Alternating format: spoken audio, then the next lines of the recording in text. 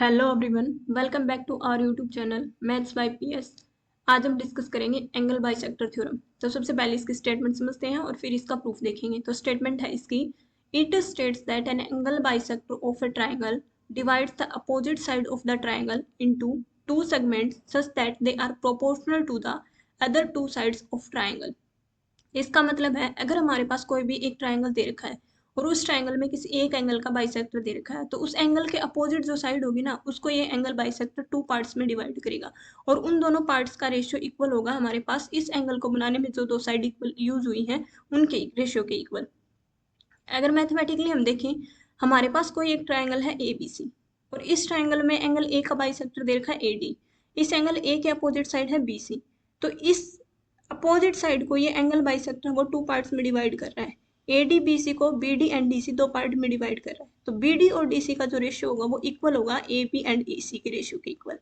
तो ये जो स्टेटमेंट है हमारे पास, इसमें सिर्फ गिवन होता है हमें एक ट्राइंगल और उस ट्राइंगल के एक एंगल का bisector, means A D bisector है एंगल ए का, और प्रूव हमें इसमें क्या करना है, B D upon D C equal to A B upon A C. चलिए देखते हैं इसका प्रूफ।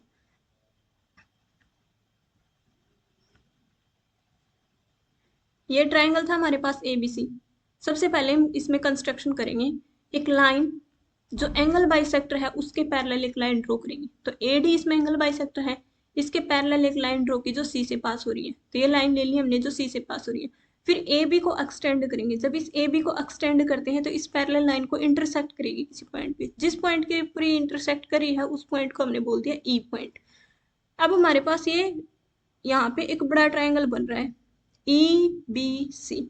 इस ट्राइंगल के अंदर अगर हम देखें तो ये जो ए डी है वो इस ट्राइंगल की दो साइड्स को इंटरसेक्ट कर रही है। कौन कौन सी साइड को, ई बी को एंड बी सी को, डिस्टिंक्ट पॉइंट्स के ऊपर, ए और डी पॉइंट्स के ऊपर। और ए डी है वो साथ में पैरेलल भी है ई सी के।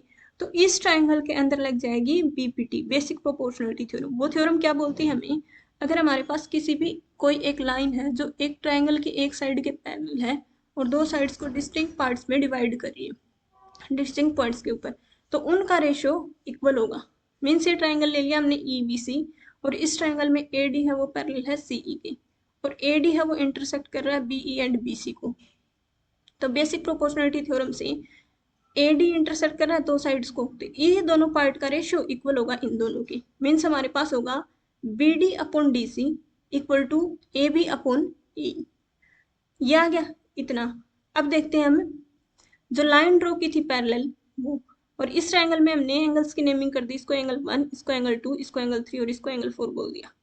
अभी देखो ये दोनों लाइन है वो पैरेलल है ए डी एंड ई सी, और ये इसके ऊपर ए सी है वो ट्रांसवर्सल लाइन का काम कर रही है। तो उस केस में एंगल 2 और एंगल 3 इक्वल हो जाएंगे क्योंकि ये अल्टरनेट इंटीरियर एंगल है और ये दोनों साइड हमारे पास पैरेलल है। और उस केस में एंगल 1 और एंगल 4 इक्वल हो जाएंगे क्योंकि ये दोनों कोरस्पॉन्डिंग एंगल बन रहे हैं और ए डी बाइसेक्टर दे ही रखा है, तो इस वजह से एंगल 1 और एंगल 2 इक्वल हो जाएंगे। तो हमने यही लिखा है angle 1 equal to angle 2, angle 2 equal to angle 3 और एंगल 1 इक्वल टू एंगल 4। ये अल्टरनेट इंटीरियर एंगल की वजह से, कोरस्पॉन्डिंग एंगल की वजह से। तो अब देखो इसके अंदर फर्स्ट में एंगल 1 और 2 दोनों इक्वल है, तो इस वजह से इसकी लेफ्ट साइड अगर इक्वल होगी तो राइट भी इक्वल हो जाएगी, तो एंगल 3 इक्वल टू एंगल 4। अब इस ट्राइंगल के अंदर ए ई सी के अंदर दो एंगल इक्वल है, एंगल 3 और एंगल 4, तो इस वजह से दोनों साइड भी इक्वल हो जाएंगे क्योंकि side opposite to equal angles are equal. इस वजह से ए इक्वल टू ए सी हो जाएगी इसके अंदर। अब इसको यूज करना है ए की जगह ए सी। यहाँ हमने बीपीटी से ये लेके आए थे B D upon D C equal to A B upon A, तो ए की जगह हम पुट कर देंगे ए सी। तो ये प्रूव हो जाएगा B D upon D C equal to A B upon A C, और यही हमें प्रूव करना था इसके अंदर। अगर कोई डाउट रहता है तो आप कमेंट बॉक्स में बता सकते हो। थैंक्स।